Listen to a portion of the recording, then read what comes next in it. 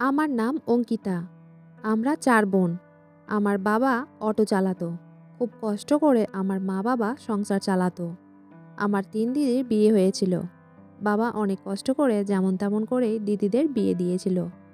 আমার বিয়ের যখন কথা উঠেছিল, তখন বড়দি বলেছিল, আমার বিয়েটা সে নিজের বাড়ি থেকেই দিবে। জামাইবাবু আমার জন্য একটা ছেলে পছন্দ করেছিল। ছেলেটি ভালো টাকা আয় করত। বাবা প্রথমে ভেবেছিল এত বড়লোক ঘরের একটা ছেলে হয়তো আমার মেয়েকে পছন্দ করবে না। ছেলেটির মা ছিল না, ৩ দিদি ছিল ও বাবা। ছেলেটির দিদি আমাকে পছন্দ করে তার ভাইয়ের জন্য। বিয়ে হয়ে চলে আসি শ্বশুরবাড়ি।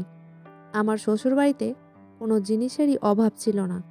বিয়ের আগে আমার স্বামী বলেছিল ওনার বাবা অসুস্থ, তাই ঘরের মধ্যে সারাদিন থাকে, ঘর থেকে বাইরে বেরোয় না। বিয়ের প্রথম দিন সব কিছু ঠিকঠাক ছিল। স্বামীর কথা মতো আমি শ্বশুরের ঘরে যাইনি। আমার শ্বশুর বাড়িতে কাজের মাসি সবসময় থাকতো। যেহেতু আমার শ্বশুর অসুস্থ মানুষ, আমার ননদেরা সবাই নিজের নিজের সংসারে ব্যস্ত ছিল। আমার স্বামী নিজের অফিসে চলে যেত ও আমার শ্বশুরের দেখাশোনার জন্য একটা কাজের মাসি সবসময় বাড়িতে থাকতো। দ্বিতীয় দিনও শ্বশুরবাড়িতে সব কিছু ঠিকঠাক ছিল। কাজের মাসি এসে সমস্ত কাজ করে দিয়ে চলে যেত। তৃতীয় দিন সকালে আমি কাজের মাসির অপেক্ষা করছিলাম। বেলা ১১টা বাজে, তখনও কাজের মাসি আসেনি। তাই আমি নিজের হাতে শ্বশুরের জন্য খাবার নিয়ে যাই। দরজা খুলে ঘরে ঢুকতেই দেখি উনি বিছানায় শুয়ে আছেন। আমি খাবারটা টেবিলে রেখে শ্বশুরকে উঠাতে যাই। তখন আমার শ্বশুর বিছানা থেকে উঠে অনেক রাগী, গম্ভীর ও আজব মুখের ভঙ্গি করে আমার দিকে এগিয়ে আসে। ওনার ভয়ঙ্কর চেহারা দেখে মনে হচ্ছিল যেন আমাকে যেন খেয়েই ফেলবে। বিয়ের পরে আমার স্বামী আমাকে বলেছিল ভুল করেও বাবার ঘরে যাবে না।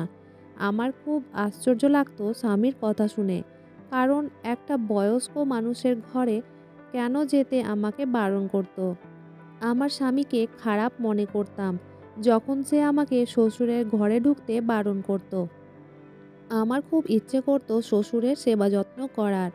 শ্বশুরের গম্ভীর ও রাগী চেহারা দেখে আমি এতটা ভয় পেয়ে গেছিলাম যে আমার গা হাত পা কাঁপছিল।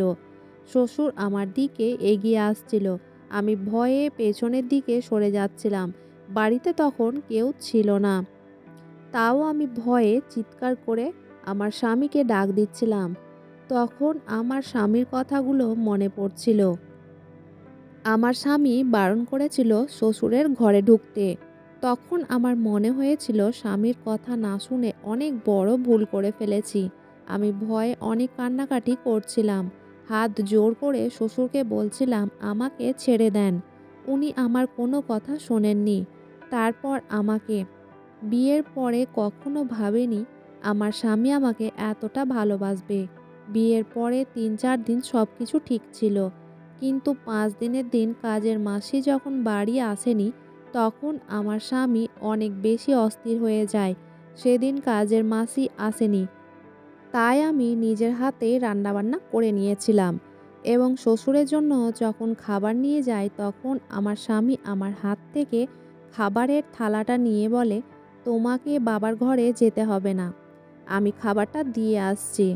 প্রথমে ভাবতাম আমি বাড়ির নতুন বউ, তাই হয়তো আমার বর আমাকে খুব বেশি কাজকর্ম করতে দেয় না ও তার বাবার সেবা যত্ন করতে দেয় না। বিয়ের পরে আমার শ্বশুরের সাথে মোট ২ বার দেখা করেছিলাম, তাও সেই সময় যখন আমার স্বামী সঙ্গে ছিল।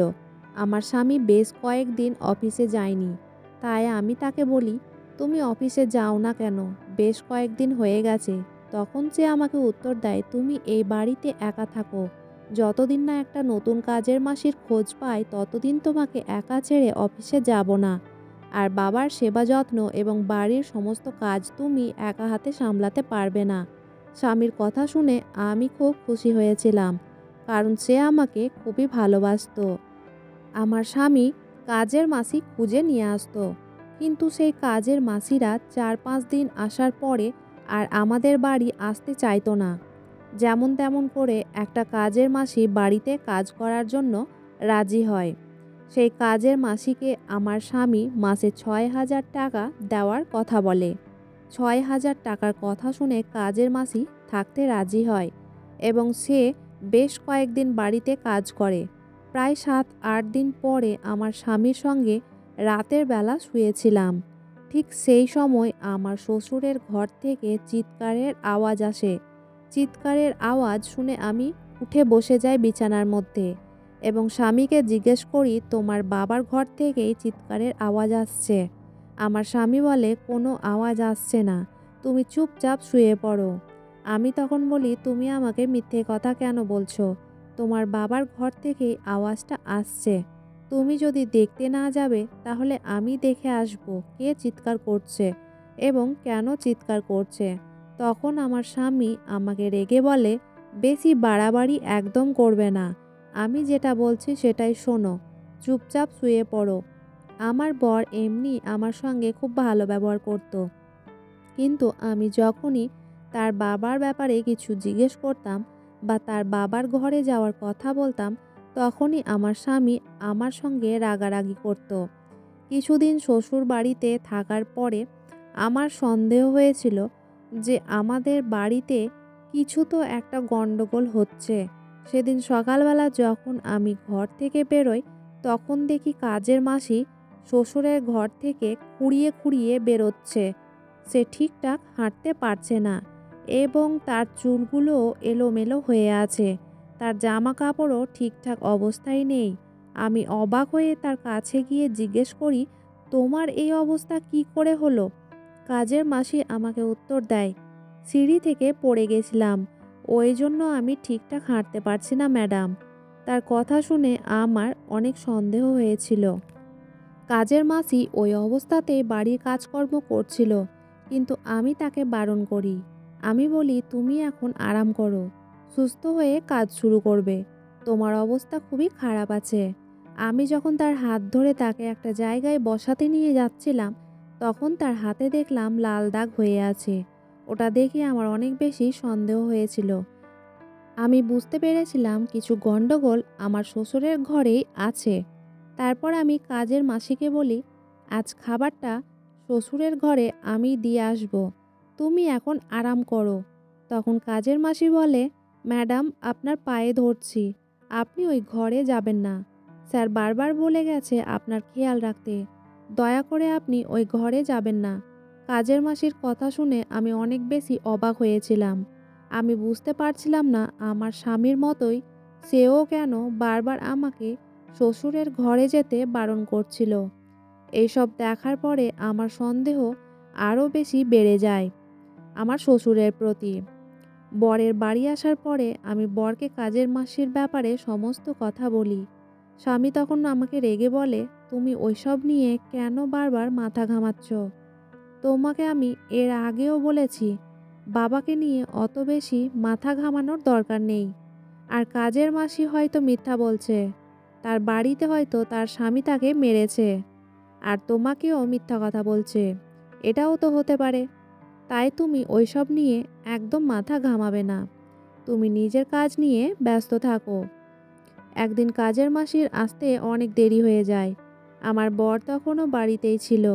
আমি তাকে বলি, শ্বশুরকে ওষুধটা দিতে হবে, আর কাজের মাসি এখনও আসেনি, তাই আমি ওষুধটা দিয়ে আসছি। স্বামী তখন আমার কথা শুনে বলে, তোমাকে ওষুধ দেওয়ার কোনো দরকার নেই, কাজের মাসি যখন আসবে তখন তাকে ওষুধ দেবে।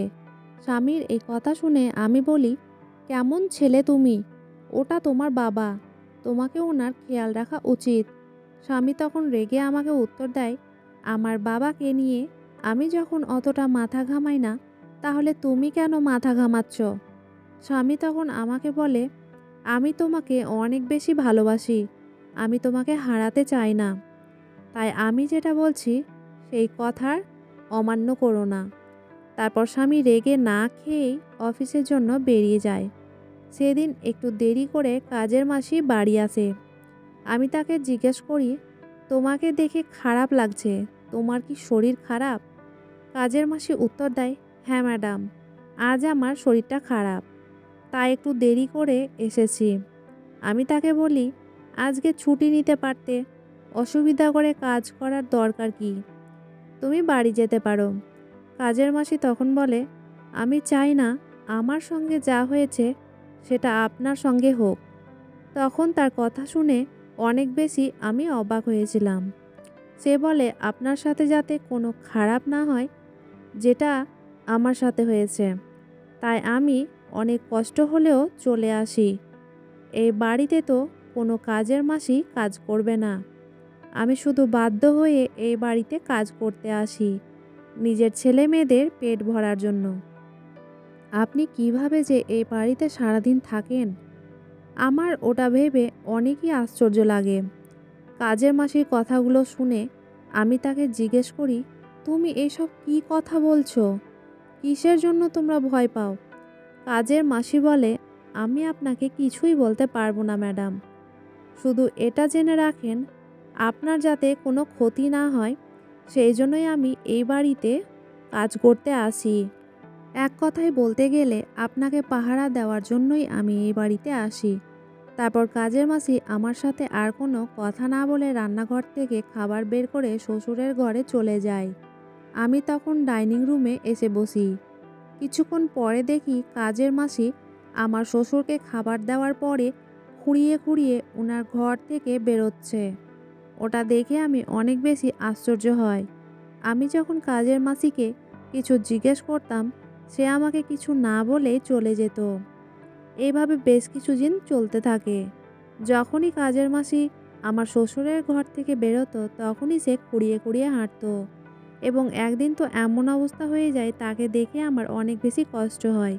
সে আমার শ্বশুরের ঘর থেকে খুঁড়িয়ে খুঁড়িয়ে হাঁটে আর আমার দিকে তাকিয়ে বলে, ভগবান করে যাতে আপনার শ্বশুর তাড়াতাড়ি মরে যায়। আমাদের বাড়িতে অত বেশি কাজের চাপ ছিল না, কিন্তু বিশেষ করে আমার শ্বশুরের সেবার জন্যই আমার স্বামী সবসময় কাজের মাসি রাখতো।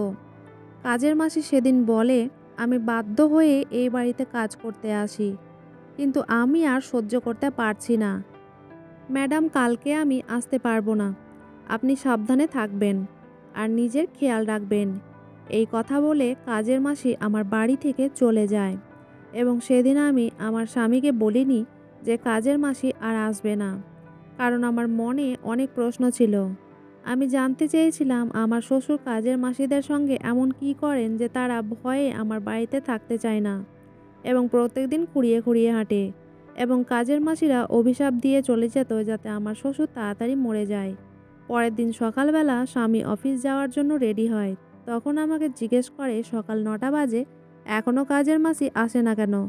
কাজের মাসি না আসার কারণে অনেক বেশি অস্থির হয়ে যায়।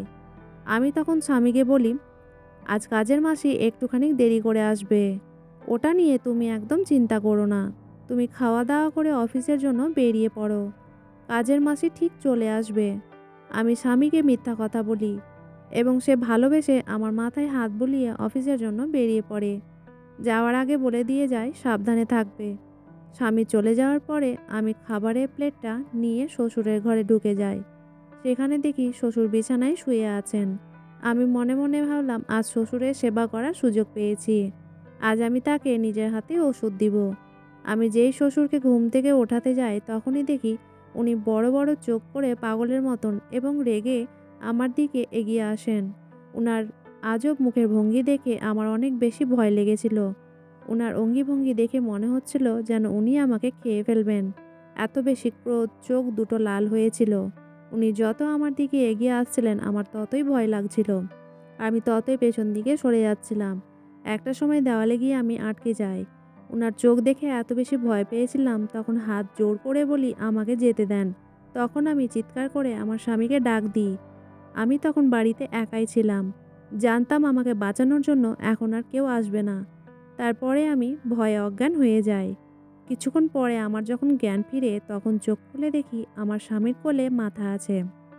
তখন উঠে আমি কাঁদতে কাঁদতে স্বামীকে জড়িয়ে ধরি। সেও আমাকে জড়িয়ে ধরে। স্বামী আমাকে জিজ্ঞেস করে, তুমি ঠিক আছো তো? তোমার কিছু হয়নি তো? আমি তাকে কাঁদতে কাঁদতে বলি, আমার কিছু মনে নেই। তোমার বাবার ওই রকম রূপ দেখে আমি অনেক বেশি ভয়ে পেয়েছিলাম এবং অজ্ঞান হয়ে গেছিলাম। আমাকে এখান থেকে দূরে কোথাও নিয়ে চলো। আমি এই বাড়িতে থাকতে পারবো না।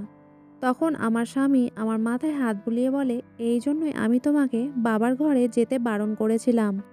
কিন্তু তুমি আমার একটাও কথা শোনোনি। আমি তখন স্বামীকে জিজ্ঞেস করি, তোমার বাবা এরকম মানুষ কেন? স্বামী তখন মাথা নিচু করে বলে, আমার বাবার এখন মাথা খারাপ হয়ে যাওয়ার মতন অবস্থা হয়ে গেছে। কারণ আমার বাবা কোনো মহিলাকে সহ্য করতে পারতো না। আমার মা আমার বাবার জন্যই আত্মহত্যা করেছিল। কারণ আমার বাবা খুব অত্যাচারী মানুষ ছিলেন। আমার মায়ের উপর অনেক মারধর করতেন। আমার দিদিরাও এইসব কারণের জন্য বাবার সঙ্গে কোনো সম্পর্ক রাখেনি। ছোটবেলাতে দিদিদের উপরেও অনেক অত্যাচার করত, মারধর করত। আমি এই কারণে বাবাকে পছন্দ করি না। আমার বাবার জন্য আমার মা আজ এই পৃথিবী ছেড়ে চলে গেছে। বাবা এত বেশি অত্যাচার করত মায়ের উপরে, মা বাধ্য হয়ে আত্মহত্যা করে। মায়ের আত্মহত্যার পরে বাবা প্রত্যেকদিন রাতে মায়ের স্বপ্ন দেখত, আর সকাল হলেই বলতো সে আমাকে মেরে ফেলবে। বাবা এত বেশি ডিপ্রেশনে চলে যায় যে তার এখন পাগলের মতন অবস্থা হয়ে গেছে। যারা অত্যাচারী লোক, ভগবান তাদেরকে হয়তো এইভাবেই শাস্তি দেন। যে লোকগুলো মেয়েদেরকে লাচার এবং দুর্বল মনে করে, তাদের উপর অত্যাচার করে, সেই সব মানুষকে আমি ঘৃণা করি। আমি লজ্জায় তোমাকে এই কথাগুলো বলতে পারিনি। আমি জানতাম এসব জানার পরে তুমিও আমার বাবাকে ঘৃণা করবে এবং ভয় পাবে। এসব বলার পরে আমার স্বামী আমাকে জড়িয়ে ধরে কাঁদতে থাকে। তখন আমি তাকে বুঝিয়ে বলি, যতই হোক উনি তোমার বাবা। তারপর দিন দিন আমার শ্বশুরের অবস্থা খুবই খারাপ হতে থাকে। ওনার অবস্থা এতটাই খারাপ হয়ে যায় যে বাড়িতে উনি যাকেই দেখতেন তাকেই মারধর শুরু করতেন এবং কোনো জিনিসপাতি দেখলে ভাঙচুর শুরু করতেন।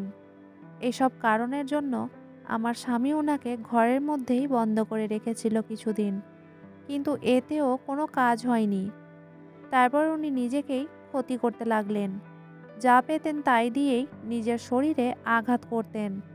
এইসব দেখার পরে আমার স্বামী নিজের বাবাকে মেন্টাল হসপিটালে ভর্তি করে দেয়।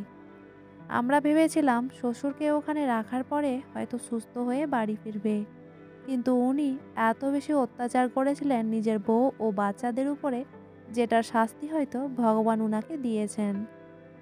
পাগলাগারদে ভর্তি করার 1 বছর পরেই উনি মারা যান। তারপর আমি আমার স্বামীর সঙ্গে সুখে জীবন কাটাই। বন্ধুরা, আজকের গল্পটা এখানেই শেষ করছি। গল্পে কোনো ভুল ত্রুটি থাকলে অবশ্যই ক্ষমা করে দিবেন। গল্পটি ভালো লাগলে অবশ্যই লাইক, শেয়ার এবং সাবস্ক্রাইব করতে ভুলবেন না। ধন্যবাদ।